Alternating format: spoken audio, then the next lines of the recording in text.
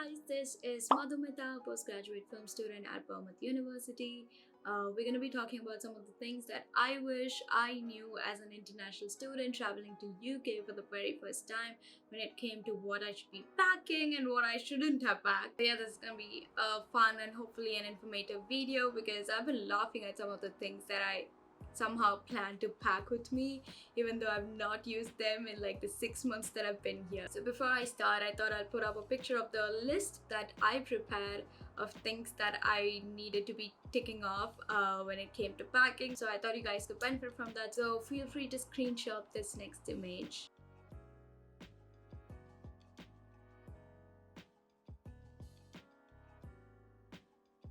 So first, let's talk about the things that I wish I brought from home.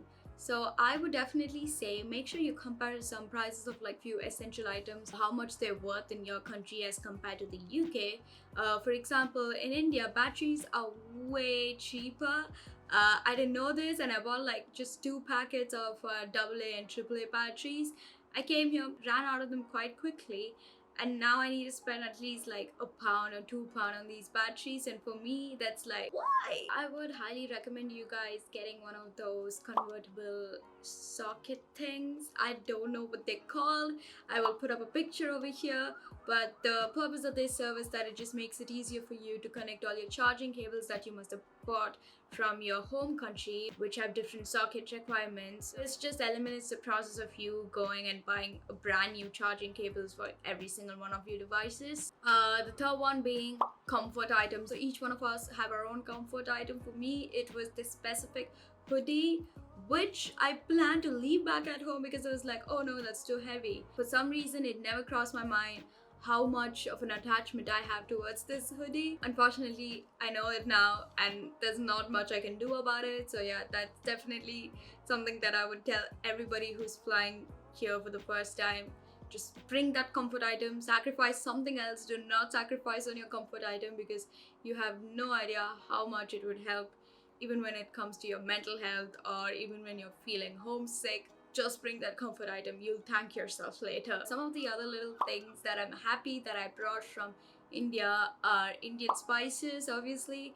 Now you can get them here. There is no trouble in getting Indian spices in UK markets. But at least for the first few months, I would definitely recommend you guys to bring in the spices, bring them in little boxes, because then you don't even have to like buy new boxes. So it's like a 2-in-1 deal. Now let's talk about the things that I definitely overpacked. I did not rationalize some of these things and I wish I did. One, I brought way too many bags. Like, oh yeah, I need all my baggage, I need all my sling bags, and you don't. So don't overpack like a single piece of items. For example, like for me it was bags, for you it might be your sneakers. Bring like maximum 2, 3, even that's pushing it. I would say keep it to 2. You can come here and buy everything that you need. The next one is summer clothes. Now I overestimated the number of sunny days here in Bournemouth. You're not going to be using your summer clothes that often at all, and even if you want to use summer clothes, again, pack light, come here and shop everything else as per your needs.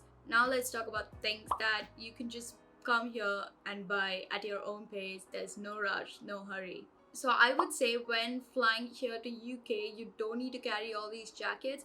Just bring one jacket, and even that one jacket you wouldn't need to pack. You just wear it as your airport outfit.